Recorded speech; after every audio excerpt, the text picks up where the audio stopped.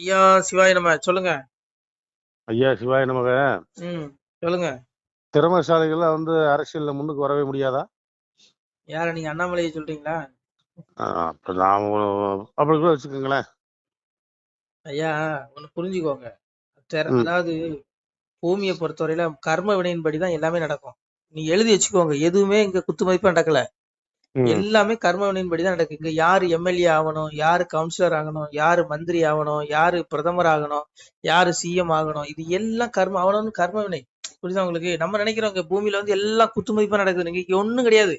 எல்லாம் கர்மாவின் படி தான் எனக்கு நான் சொல்லல. எங்க அப்பயும் சொல்றான், அனிஷ்டம் இஷ்டம் திருவிதம் கர்மனுக்கு பகுதி பிரதிதினம் சன்னியாசனம் கோஷித்தான். அதாவது கர்மத்தின் பயனை தியாகம் செய்யாத மனிதர்களுக்கு கர்மத்தின் பயனான நல்லதும் தீயதும் மேலும் இரண்டும் கலந்ததுமான பயன்கள் இறந்த பிறகு கட்டாயம் கிடைக்கும். நீ செத்து போயிட்டா உன் ஆத்மா மறுபடியும் உடல் எடுக்கும். இன்னொரு தாய் வயத்துல இந்த கருவில உன் ஆத்மா போயிடும். அதன்படி முற்பிறல் என்ன தான தர்மங்கள் தவங்கள் யாகங்கள் என்னெல்லாம் செஞ்சியோ அதுக்கு தகுந்த மாதிரி உனக்கு பிறவி அமையும். அதாவது நீ கருப்பா பிறக்கனாலும் அதுவும் கர்மாதான். நீ செக்கச்சேர அழகா பிறக்கனாலும் அதுவும் கர்மாதான். நீ உடல் அது எப்படி சொல்ல அதை சொல்ல வேண்டாம். ஏதாவது அங்க அவயங்கள் குறைபாடுகளா நீ பிறக்கனாலும் அதுவும் கர்மா தான் தீர்மானிக்குது. நீ பிச்சைக்காரன் ஆகினாலும் கர்மா தான் தீர்மானிக்குது.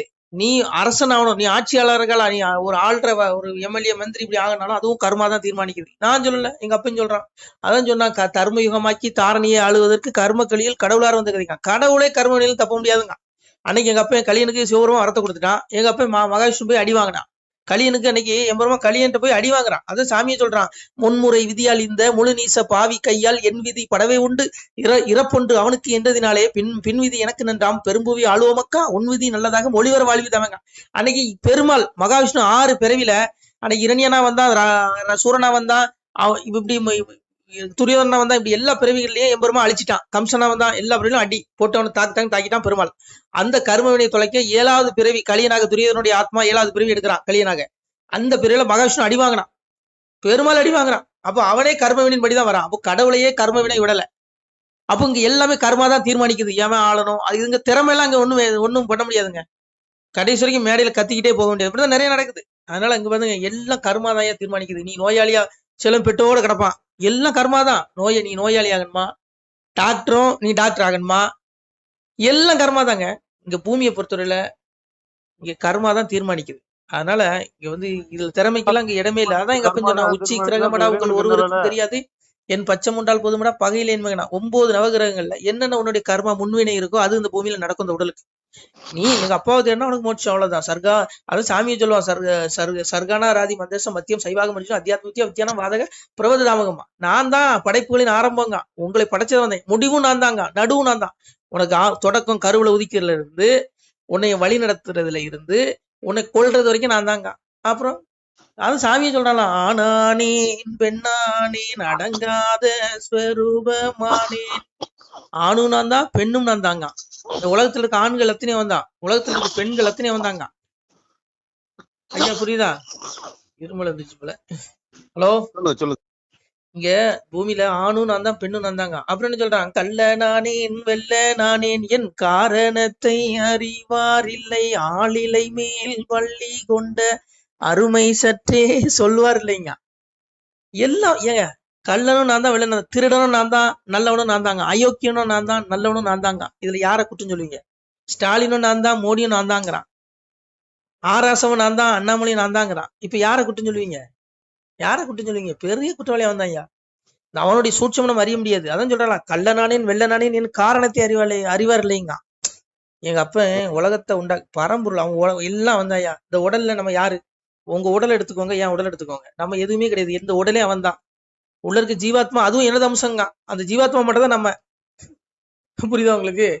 அதனால அந்த ஜீவாத்மான மோட்சத்துக்கு கொண்டு போயிடணும். பரமாத்மா கிட்ட கொண்டு போனாதான், அப்பாவை தேடினாதான் மோட்சம். அப்பதான் நம்ம எல்லா துன்பங்களிலிருந்து விடுபட முடியுங்க. அதை விட்டுட்டு சும்மா அவன் இதை செஞ்சான், இவன் இதை கிழிச்சான், அவன் இதை பண்ண ஒண்ணுங்க பாருங்க. ஒருத்தன் குறை சொல்லி ஒரு வெங்காயம் நடக்காது. எல்லாம் கர்மா தான் தீர்மானிக்குது. எவன் ஆளணும், எவன் பணக்காரனாகணும், எவன் பிச்சைக்காரனாகணும், எவன் நோயாளி ஆகணும், எவன் ஆட்சியாளர் ஆகணும், எல்லாம் கர்மா தான் தீர்மானிக்குது. இதுல நம்ம புரிதல் எல்லாம் பேசிட்டு இருக்கோம். அப்படி நடந்தா இப்படி நடந்தோம், அப்படிலாம் கிடையாது. அப்பாவே சொல்றான், பிறப்பு முதல் இறப்புறையும் சொல்றான். எதா சத்தியத்துவ பிரவர்த்தி துப்புரம் வியாதியாக ததோத்தமிதான் லோகநாமம் பிரதிபத்தியதேங்க. உன் இறப்புக்கு அப்புறம் நீ மோட்சம் அடையணும்னா நீ சத்துவ குணத்துல இருக்கணுங்க. சாதி குணமாக நல்ல குணத்துல நீ லைக்கணும். முக்குணங்கள் எல்லாத்துக்கும் இருக்கு. ரஜஸ்தம சால்வி சத்தியம் போதி பாரத. ரஜகுணம் தமகுணம் ராஜஸ் குணம். இதுல நீ சாதிய குணத்துல நிலை பெற்றால் உனக்கு மோட்சம். நீ இந்த பிறவிங்கிற துன்பத்துல கடந்துருவ. இறப்புக்கு அப்புறம் உனக்கு பிறவியே கிடையாது. அதான் சாமி சொன்னா, ரஜசி பிள்ளைங்க கத்துவா கர்ம ஜாயுது ததா பிள்ளைங்க தமசி மூட செய்யாதுங்க. அதாவது ரஜோகுணத்துல இறந்தவன் என்ன பண்றான், உலகில் பெற்றுள்ள மனிதனுடைய பிறக்கிறாங்க. அவன் மேலையும் போறதில்ல கீழையும் போறதில்ல, நடுவில் இந்த மனித பிறவிலே நின்னுக்கிறான். இந்த கர்மனை அனுபவிக்க அடுத்த தாய் வயிற்றுல அவனுடைய ஆத்மா போகுது. ஆனா தமோ குணமாகிய துஷ்ட குணத்துல இறக்குற மனிதன் என்னங்க போறான், அந்த யாரு இந்த ஊழல்வாதி, இந்த நம்ம இந்த திமுக மந்திரிகள் மாதிரி எடுத்துக்கோங்க. இந்த மாதிரி திமுக மந்திரிகள் மட்டும் இல்ல, அங்க வடநாட்டிலேயே நிறைய பேர் இருக்கான் இந்த ஊழல் பண்ற பையன். இவன் எல்லாமே இறப்புக்கு அப்புறம் என்ன பண்றான், புழு பூச்சி விலங்கு முதலியே அறிவில்லாத பிறவில பிறக்கிறாங்க. அது மட்டும் கிடையாதான், கோரமான நரகங்களை அடைகிறாங்க. பகவான் சொல்றான், கோரமான 84 லட்சம் பிறவியும் பூமியில கொடுத்து கொள்றான். அப்புறம் கோரமான நரகம் அடைகிறாங்க. கோரமான நரகம், புரியுதா உங்களுக்கு? அப்ப இதை விட உங்களுக்கு என்ன பாருங்க, ஒரு பயிலும் தப்ப முடியாதுங்க. கர்மவினை விடாது யாருமே. கர்ம வினை கடவுளே விட்டதில்ல. அப்புறம் உங்களை என்ன விடுமா சொல்லுங்க? இப்ப இருக்கிற இடமே கோரமான நரகம் தானே. இப்ப பூமியே நரகமாயிருச்சு. பூமியை முள்ளு மேல நடக்கிற மாதிரி தான் மனிதனுடைய வாழ்க்கையை ஒருத்தன் இருக்கு. அதனால இங்க பாருங்க, சாமி பகவானே தெளிவா சொல்றான், உக்ரா மந்தம் சிதமாவி குஞ்சானம் குடான் மீதம் விடா நாடு பசிந்தி பசிந்தி ஞான சுசகங்கிறான். அதாவது அறிவிலிகள் இந்த என்ன சொல்றான், இந்த ஜீவன் உடலை விட்டு கிளம்பும் பொழுதோ, உடலில் இருக்கும் பொழுதோ, போகங்களை அனுபவிக்கும் பொழுதோ, முக்குணங்களுடன் கூடி இருக்கும் பொழுதோ அறிவிலிகள் முட்டாள்கள் அறிவில்லைங்கிறான். ஞானக்கண் பெற்றவர்களும் வேகங்களும் ஞானிகளே அறிகிறாங்க. அப்போ இந்த உடம்புல ஜீவன் ஆத்மான்னு ஒண்ணு இருக்கிறதுங்கிறதே இந்த முட்டாள்களுக்கு தெரியுதான். இந்த ஜீவன் தெரியாதுங்கிறான் முட்டாள்களுக்கு. இந்த உடல்ல ஒரு உயிர் இருக்கு, அதுதான நெத்தியம், அதுதான நிரந்தரம், அதை மோட்சத்துக்கு கொண்டு போகணுங்கிற எண்ணம் எவனுக்கு இருக்காதான். வெறும் உடம்பு மட்டும் தான் நினைச்சுக்கிறான். இவனுங்களுக்கு எப்படியா ஞானத்தை போதிக்க முடியும்? அத போங்க, நம்மளே உணரணும். இந்த ஜீவாத்மா தான் எல்லாம் அனுபவிக்கிறோம். அந்த உடல் ஒரு இயந்திரம் தான். சாமியே சொல்றான், இந்த ஜீவாத்மா காதையும் கண்ணையும் சருமத்தையும் நாக்கையும் மூக்கையும் மனத்தையும் சார்ந்து கொண்டு அவற்றின் உதவியுடன் புலனுகர் பொருட்களை அனுபவிக்கிறாங்க. நீ புலனுகர் பொருள் அனுபவிக்கிறது உடம்பு கிடையாது. நீ திங்கிற சுய உணவு உணர்றது இந்த உயிர் தான், அந்த ஆத்மா தான், இந்த உடல் கிடையாது. எவங்க உணர்றான்? யாருக்கு என்ன புத்தி சொல்ல? அதனால கேளுங்க, நீங்க அடைய வேண்டியது எங்க அப்பா அடையணும். எங்க அப்பா அடையலாம் உங்களுக்கு பல லட்சம் பேர் எடுத்து கொள்ளுவான். அதான் சொன்னா, எதா தித்திகதம் தேஜோ ஜெகத்வாசி தேசம் எச்சந்திரவாசி எச்சக்னோ தத்தேஜோதி மாவுங்கிறான். அதாவது சூரியனுள்ள உள்ள எந்த ஒளி உலகனைத்தையும் பிரகாசிக்க செய்யறதோ, மேலும் சந்திரனிடத்திலும் நெருப்பினிடத்திலும் எந்த ஒளி உள்ளதோ அது என்னுடைய ஒளியே என்று தெரிந்து கொள்ளுங்க. சூரியனுக்கு ஒளி எங்க இருந்தது? எங்க அப்பாட்ட இருந்து வருது. சந்திரனுக்கு ஒளி எங்க இருந்து வருது? எங்க அப்பாட்ட இருந்து வருது. அக்னிக்கு ஒளி எங்க இருந்து? எங்க அப்பாட்ட இருந்து. அப்போ அவன் தான் எல்லாத்துக்கும் ஆதி. எங்க அப்பா ஈசன் தான், சிவபெருமான் தான். அதான் சொன்னா, காமா விசேஷ பூதானி தாரம்பிக மோச்சசா குஷ்ணாமி சௌசதிக சர்வாக சோமபுத்தோ ரசாத்மகங்கிறான். அதாவது நானே பூமியில் புகுந்து என் சக்தியினால் உயிரினங்களையும் தாங்குகிறேன். ரசமே வடிவானே, அதாவது அமுதமே நிறைந்த நிலவுமாகி அனைத்து உயிரினங்களையும் பயிர் பச்சைகளும் போஷிக்கிறேங்க. பயிர் பச்சை சும்மா வளருமா? பிரகிருதி அவன் தான் படைக்கிறான், அப்பா தான் படைக்கிறாங்க. அப்புறம் என்ன சொல்றான், அகம் வைசோனர பூத்துவா பிராணம் தேகம் வச்சுட்டாங்க பிராணா பானசமுக்தாக பசாமின்னு சதுர்விதாங்க. நான் அப்பாவை நான் தான் என்ன சொல்றான், எல்லா ஜீவர்களுடைய வயிற்றிலும் பிராண அபான வைகளுடன் கூடிய வைசோனர் என்ற அக்னியாகி எல்லா ஜீவராசிகள் உட்கொள்ளும் உணவை ஜீரணிக்கிறேன். ஒன்னும் உணவு உந்தப்படுவதும் உறிஞ்சப்படுவதும் அனைத்தும் நானே செய்கிறேங்க. நீ சாப்பிடுற அந்த சாப்பாடு சத்தை ஜீரணமாக வச்சு எல்லா உறுப்புகளுக்கும் அந்த சத்தை எடுத்துட்டு போறதே நான் தாங்க. அது உனக்கு நோயை உண்டு பண்ணாலும் உண்டு பண்ணுவான். எல்லாம் வந்தாங்க ஏங்க, அவன் இல்லாம எதுவுமே இல்லைங்க. அப்பாவே சொல்றான், சர்வசி சாகமதி சன்னிவிஷ்டம் மத்தக அப்படிங்க. என்ன சொல்றான், அதாவது நானே எல்லா பிராணிகளோட இதயத்திலும் அந்தரிமையாக இருக்கிறேங்க. என்னிடம் இருந்தா அறிவும் ஞாபகத்தையும் மறந்து வருகின்றனங்க. வேதாந்தத்தை செய்தவன் வேதத்தின் உட்பொருளும் நானேங்க. வேதாந்த யாரு? எல்லாம் நான் தாங்க. துவாவிமோ புருஷோ லோகை சரசாஸ்திர ஏவச சர்வக சர்வாணி புதானி கூடஸ்தோதி உச்சேதேங்க. அதாவது இந்த உலகத்துல அழிவோன்னு அழியாதவன் 2 வகையான புருஷர்கள், அதாவது உடல்கள் இருக்குங்க. இந்த ஜீவராசிகளுடைய உடம்பு அத்தனை அழிஞ்சிரும், ஆனா ஆத்மா அழியாதுங்க. உலகம் அழிஞ்சாலும் ஆத்மா அழியாது. அப்ப இந்த ஆத்மா நம்ம உணர்ந்து அப்பாட்ட கொண்டு போகணும். அப்பாவை தேடி அப்ப மோட்சத்துக்கு போகணும். இதை விட்டுட்டோம் இங்க 84 பேர் எடுத்து உங்களை கொள்ளுவான். அதான் சொன்னான். அதனால இங்க பாருங்க, நீங்க தேட வேண்டிய அப்பாவை மட்டும் தான். ஈஸ்வர சர்வபூதானா சோஜன திசை பிரமாயன் சர்வபூதானி எந்தோடைய மாயா. அதனால அவன் தாங்க எல்லா இதயத்திலும் நான் தான் இருந்து வழி நடத்துறேங்க. அவர்கள் கர்மனை இப்படி நான் தான் ஓட்டுறேங்கிறான். காலத்தை கணக்கிடுவதில் நான் காலன், தண்டித்தடைக்குவதில் நான் யமனுங்க. நான் தானே யமன், உனக்கு கொள்றதே நான் தாங்க. உன் காலத்து உனக்கு இத்தனை ஆயுள் கால் கொடுத்துருக்கேன், எண்ணிட்டே இருக்கேங்கிறான். நாலு கணக்கு முடிக்கிறவன். அதனால அப்பாவை தேடுங்க. இங்க கர்மா தான் தீர்மானிக்குது. இதுல அண்ணாமலை முதலமைச்சர் ஆயிடுவாரா, ஸ்டாலின் முதலமைச்சர், இதெல்லாம் கொஞ்ச காலங்க, அற்ப காலம். இங்க யாரு என்ன ஆனாலும் நீங்க அதெல்லாம் கண்டுக்கிடாங்க. நீங்க தேட வேண்டிய அப்பா சிவனை மட்டும் தான் தேடணும். அதனால எல்லாம் முட்டாள்தனமா நம்ம இருக்கக்கூடாது. வெறும் உடம்ப மட்டும் பாக்குறீங்க. இறப்புக்கு அப்புறம் உண்மையான வாழ்க்கை இருக்குது. இதெல்லாம் உணர்றான் சொல்லுங்க. அறிவே இல்லாத அந்த மாதிரி நம்ம நடந்துக்கிறோம். அதனால இது ஆத்மா உணருங்க. இதுல யாரு வந்தாலும் இங்க ஒரு வெங்காயம் நடக்காது. நம்ம பிறந்ததே மோட்சத்தடையறதுக்கு தான். இதை விட்டுட்டு நம்ம இந்த அரசியல்வாதிகள் பின்னாடி போனா நம்மளும் நரகத்தோடு சாக போறோம். இது அண்ணாமலைக்கு தெரியும். அதனாலதான் அண்ணாமலை அரசியலே வேண்டாம்னு கொஞ்சம் ஒதுங்குறாரு. புரியுதா உங்களுக்கு? உங்களுக்கு என்ன செல்வம் வேணும்? எல்லாம் இருக்கு இந்த ஜீவாத்மாவுக்கு. அங்க குடிப்பு புசிப்பு கிடையாது, மலஞ்சலம் கழிக்க வேண்டியது இல்லை. அப்பாவே சொல்றேன் பாருங்க, பொன்மலை ஆளலாமே முத்து பதித்த வைகுண்டம் அங்கே உண்டு ஊசிகளால் போட்டதொரு சாமி சொல்றான் பாருங்க, உருள் வண்டி ஓட்ட தேரும் வெஞ்சாமரை வீசலாமேங்க. ஊசிகள் தான் போட்ட தேரும் பவளக்கோட்டை எங்க உண்டு? உனக்கு பூமியில உள்ள வஸ்து இல்ல, உனக்கு ஆத்மாவுக்கு அந்த லோகம் பொண்ணுலகம் எப்படி இருக்கான், உனக்கு என்ன வேணும் எல்லாம் தருவீங்க. பவளத்திலான கோட்டை வீடுகள் இவங்க எப்படி இருக்குமா, பவளத்து இந்த பூமியில வேற இந்த சிமுடி செங்கல் வச்சு கட்டுற வீடு கிடையாது. அங்க குடிப்பு புசிப்பு கிடையாது, மலஞ்சலம் கழிக்க வேண்டியதுல ஒளி உடம்பு, இந்த மாதிரி நாத்தம் முடிச்ச உடம்பு கிடையாது, ஒளி உடம்பு. இந்த ஆத்மா இந்த சரீரத்துக்கு அவ்வளவு வாழ்வு கொடுக்குறாங்க. பொன்மலை ஆளலாமே முத்து பதித்த வைகுண்ட ஊசிகளால் போட்டதொரு பவளக்கோட்டை எங்க உண்டுங்கிறான். சாமி சொல்றான், உருள் வண்டி போட்ட தேரும் வெண்சாமரை வீசலாமே, முத்து பதித்த தேரும் பவளத்தால் சாவடியும் மண்டபமும் கல்வதித்த விளக்குகளும் கண்ணடங்கா செல்வம் உண்டுங்கிறான். நடமாடும் தெய்வம் எல்லாம் நல்ல செய்வார் கூட்டம் வைப்பாங்க. தேவர்கள் தேவ பெண்கள் ஸ்திரீகள் அவ்வளவு. அந்த சாலை அப்படி இருக்கும், அந்த உலகம் அப்படி இருக்கு. நம்ம அங்க போனோம். இது இந்த மலஜலம் கழிக்கிற உலகத்துல கர்மாவுக்கு வேண்டிய நம்ம வரோங்க. இந்த மண்ணெளி போடுங்க இதை போட்டுக்கிட்டா சாமியை சொல்றான். என்ன சொல்றான், தங்க குதிரை உண்டு தரும ராசர் அரசாட்சி கொடிகள் கட்டி பால் கொடுத்து தாராட்டி பஞ்சனை மேல் கிடத்திடுவேங்க. பஞ்சனை மெத்தையிலே படுத்துறங்கும் நாளாச்சு. எப்ப உனக்கு என்ன பொய்சன் அப்பா தரேங்க, நீங்க அதெல்லாம் தேட மாட்டேங்கிறீங்க. வெறும் முக்குணங்களின் மயமானது வெளியில கிடைக்கிற அந்த புலனூர் பொருட்கள் மேலேயே உங்க மனசை செலுத்தி தனக்குள்ள மூழ்காம தன்னுடைய ஆத்மா என்னங்கிறதே அறியாம எல்லாம் நாசமா போறீங்க. தெரிந்துக்கணும். இங்க ஐயா நம்ம வந்ததே முக்தி அடையிறதுக்கு தாங்க. அவன் ஜெயிச்சான் இவன் ஜெயிச்சான், இது கர்மா. கொஞ்ச காலையா இங்க எவனும் பூமியில் நிலைக்க முடியாது. புரிஞ்சுக்கோங்க. நமசிவாய. அப்புறம் சொல்ற கூப்பிடாங்க, பேசின அப்படியே பேசலாம். எவனுக்கு யாரு கேட்க போறான். நமசிவாய. சிவாய நம. திருச்சிட்டம்பலம், தில்லையம்பலம், பொன்னம்பலம். சிவாய நம. உறவுகளே, சிவ அன்பர்களே, தற்போது தாங்கள் இந்த வீடியோவில் பார்க்கக்கூடிய இடத்துல ஒரு சிவாலய திருப்பணி ஒன்று நடந்து கொண்டிருக்கிறது.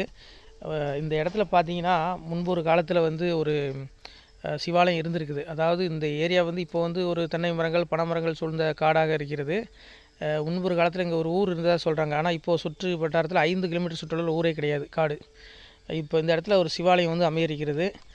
இந்த சிவாலயத்தில் இருந்த அந்த சாமியுடைய திருமணியை எடுத்து வச்சிட்டோம். திருப்பணி முடிஞ்சதுக்கப்புறம் பிரதிஷ்டை பண்ண இருக்கிற உறவுகளே, தற்போது இந்த வீடியோ பார்க்கக்கூடிய உறவுகள் தங்களால் முடிந்தால் ஒரு சின்ன உதவி செஞ்சு கொடுங்க. எங்கள் இடத்துல பொருளாதாரம் இல்லை, அதனால் பார்த்திங்கன்னா அந்த வேலையெல்லாம் அப்படியே நின்று போச்சு. பாருங்கள், இந்த அப்படியே பாதியிலே நிற்கிது இந்த சிவாலய திருப்பணி. பக்த கோடிகள், அன்பு உள்ளங்கள், தயவுசெய்து நீங்கள் உதவி செய்ய விருப்பமுள்ள உறவுகள் உதவுங்க. உங்களுக்கு கோடி புண்ணியம் கிடைக்கும். இந்த சாமியோடைய அருள் அனுகிரகம் உங்களுக்கு கண்டிப்பாக கிடைக்கும். இது ஒரு புகழ்பெற்ற சிவாலயம் கூட சொல்லலாம். சாமியோட திருமணியை எடுத்து வச்சிட்டோம். இந்த இடத்துல பார்த்திங்கன்னா ஒரு வாசி தண்டம் இருக்குது. அந்த காலத்தில் ஒரு முனிவர் யாரோ தவம் செஞ்சுருக்காங்க. அவங்களுடைய வாசி தண்டம் அவர் திருக்கரங்களால் எழுதின ஓலைச்சுவடி கூட இன்றும் இருக்குது, இன்னும் பாதுகாக்கப்பட்டு வருது. அது கோயில் திருப்பணி முடிஞ்சதுமே அதையும் நாங்கள் அந்த வழிபாட்டுக்கு வச்சுடுவோம். இந்த சிவாலய திருப்பணி சாமி திருநாமம் முக்தீஸ்வரர் அப்படிங்கிற திருநாமத்தில் வழங்குறாரு. நெல்லை மாவட்டம் நாங்குநேரி தாலுகாவில் இந்த சிவாலயம் அமைய இருக்கிறது. உறவுகளே, இந்த வீடியோ பார்க்கக்கூடியவங்க ஒரு 2 பேருக்காவது கொஞ்சம் ஷேர் பண்ணுங்கள். இந்த வீடியோ பார்க்கக்கூடிய யாராவது ஒரு சின்ன உதவி செஞ்சால் இந்த ஆலய திருப்பணி கண்டிப்பாக நாங்கள் வெற்றிகரமாக முடிச்சுடுவோம்.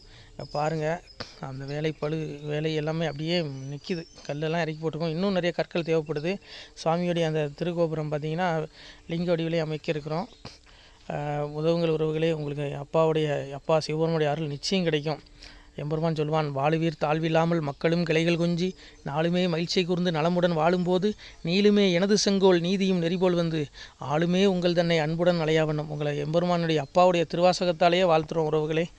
ஆணுடன் பெண்ணும் பெற்று அதிகமாய் செல்வமாகி தானுடன் நினைவுமுற்று தர்மமும் நெறியும் கற்று வேணும் நீள் காலமெல்லாம் வெள்ளியர் உடனே வாழ்ந்து போனுதல் கமலநாதன் பொற்பதம் பெற்று வாழ்வீர். அந்த ஈசனுடைய பொற்பதம் நிச்சயம் கிடைக்கும். உங்களுக்கு இகத்திலும் சுகம், பரத்திலும் சுகம். உங்களுடைய கர்ம வினைகள் மன்னிக்கப்பட்டு உங்களுக்கு நிச்சயம் மோட்ச வீடு கிடைக்கும். இகத்தில் பூரண ஆயுளுடன் நோய் நொடி இல்லாமல் வாழ்ந்து நீங்கள் பரவாழ்வும் பெறுவீர்கள் உறவுகளே. மக்களே, நீங்கள் எல்லாம் வாழ்பொன்னம் பதியிற் சென்று முக்கியமான யுகநில மதிலே தன்னால் கக்கிய பொன்கள் ஸ்வர்ணம் கைமணம் குளிர அன்னம் பொக்கிஷம் நிறைய வைத்து புகழ உண்டு இனிதாய் வாழ்வீர். இந்த இகவாழ்வும் பரவாழ்வும் உங்களுக்கு சுகப்பட அப்பன் ஈசனர்களால் வாழ்த்துகிறோம். இந்த திருப்பணிக்கு உதவி செய்ய ஒரு ஜிபே எண் சொல்கிறோம். இந்த எண்ணில் நீங்கள் உதவலாம். நீங்கள் இந்த எண்ணிலேயே நீங்கள் தொடர்பு கொள்ளலாம். ஜிபே, ஃபோன்பே, வாட்ஸ்அப் எல்லாம் இந்த நம்பர் தான். 93 85 44 31 06 93 85 44 31 06. இந்த எண்ணில் நீங்கள் உதவலாம், தொடர்பும் கொள்ளலாம். வாட்ஸ்அப்பு இந்த எண்ணு தான், ஜிபே இந்த எண்ணு தான் உறவுகளே. முடிந்தளவுக்கு 2 பேருக்காக ஷேர் பண்ணுங்கள். இந்த வீடியோ பார்க்கக்கூடிய யாராவது ஒருத்தர் சின்ன உதவி, நீங்கள் பெரிய அளவில் செய்யணும் கூட, நீங்கள் ₹1 நீங்கள் தந்தாலும் மனசார வேண்டி ஏற்றுக்கிறோம் உறவுகளே. உதவுங்கள். முடிஞ்ச அளவுக்கு கொஞ்சம் ஷேர் பண்ணுங்கள். நன்றி. சிவாய நம. திருச்சிட்டம்பலம், தில்லையம்பலம், பொன்னம்பலம். உறவுகளே, நம்ம இந்த இடத்துல வாழ்ந்து மறைந்த ஒரு சித்த மகாபுருஷர் பயன்படுத்திய பல 100 ஆண்டுகளுக்கு முன்பு உள்ள வாசி தண்டம் ஒரு சித்த மகாபுருஷர் பயன்படுத்தியது. அவர் திருக்கரங்களால் எழுதிய அந்த ஓலைச்சுவடி கூட பாருங்கள், இன்னும் பாதுகாக்கப்பட்டு வருது. இந்த சிவாலயம், நம்முடைய அந்த சிவாலய திருப்பணி முடிந்ததுமே எம்பெருமான் அவர் எழுதிய அந்த சிவனை பற்றி புகழ்ந்து எழுதிய அந்த பாடல் வரிகள் இதில் இருக்குது. இந்த வாசி தண்டம், அவர் பிரதிஷ்டை செய்த அந்த லிங்க திருமேனியையும் இந்த இடத்துல நாம் இந்த ஆலயம் கட்டி நாம் பிரதிஷ்டை செய்திருக்கிறோம். அனைவரும் இந்த ஆலய பிரதிஷ்டைக்கு கண்டிப்பாக வரணும். முடிஞ்ச அளவுக்கு வீடியோ பார்க்குறவங்க உதவி பண்ணுங்கள் உறவுகளை. பொருளாதாரம் இல்லாமல் திருப்பணி நின்று போச்சு. முடிஞ்ச அளவுக்கு ஷேர் பண்ணுங்கள், உதவுங்க. நன்றி. நம சிவாய. திருச்சிட்டம்பலம், தில்லையம்பலம், பொன்னம்பலம். இந்த புண்ணியபலம் தங்களுக்கு உடான கூடிய வரும் உறவுகளை. நம சிவாய.